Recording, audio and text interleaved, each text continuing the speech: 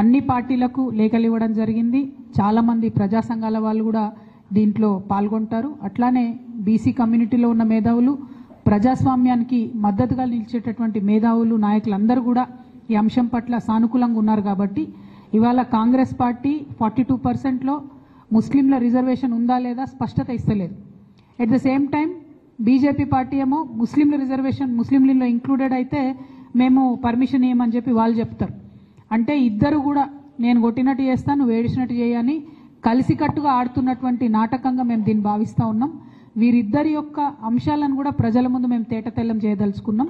మేము ఈ దీక్ష ద్వారా సాధించాలనుకునేటటువంటి విషయం ఒక్కటే, కాంగ్రెస్ పార్టీ స్పష్టతనివ్వాలి.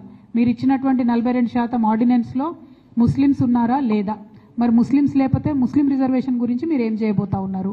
రెండు, భారతీయ జనతా పార్టీ ఆర్డినెన్స్ అనేటటువంటిది ఒక కాన్స్టిట్యూషనల్ రైట్, ఆ రైట్ని మీరు ఎట్లా వయోలేట్ చేస్తారు, ఎందుకు గవర్నర్ గారు ఇంకా సంతకం పెడతలేరు, రాష్ట్రపతి గారి దగ్గర బిల్లు పెండింగ్ ఉన్నది, ఆ బిల్లు విషయంలో ఎందుకు రేవంత్ రెడ్డి గారు సుప్రీంకోర్టుకు పోవడం లేదు, మరి రాహుల్ గాంధీ గారు చెప్పిండ్రు మేము బీసీలకు హక్కులు ఇస్తామని చెప్పే మీరు ఎందుకు ముందడుగు వేస్తలేరు అనేటటువంటి ప్రశ్నలకు సమాధానం రావడం కోసమే ఈ దీక్షను చేపట్టడం జరిగిందని కూడా ఈ సందర్భంగా మేము తెలియజేస్తా ఉన్నాము.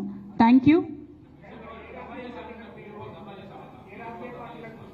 బీజేపీ వాళ్ళు ధర్నా చేసుడందే కామెడీ కాకపోతే దొంగనే దొంగ దొంగ అన్నట్టుంది. గవర్నరే బీజేపీ, ఆయన సంతకం పెట్టాలి, ఆయన పెట్టకుండా బీసీలకు రావాల్సిన హక్కులను ఆపుతున్నాడు. ప్రెసిడెంట్ గారు కూడా కేంద్ర కేబినెట్ చెప్తే ఆవిడ సంతకం పెట్టాలి, కేంద్ర కేబినెట్ ప్రెసిడెంట్ గారికి చెప్పకుండా అక్కడ ఆపి పెడుతున్నారు. రెండు దగ్గరలో కూడా దోషి బీజేపీయే, అయినా కూడా ఉల్టా మళ్ళా వాళ్ళు ధర్నాలు చేసుడు, వాళ్ళు ఇది ప్రజలు గమనిస్తూ ఉన్నారు. నిజంగా కూడా చులకనైపోతున్నారు. బీజేపీ నాయకులు నేను రిక్వెస్ట్ చేస్తున్నా, కేంద్ర మంత్రులు ఉన్నారు ఇద్దరు, మీరు మీ ప్రభుత్వం మీద ఒత్తిడి తీసుకురండి, దయచేసి తెలంగాణ బీసీ బిల్లుని పాస్ చేయవలసిందిగా కోరుతా ఉన్నాను.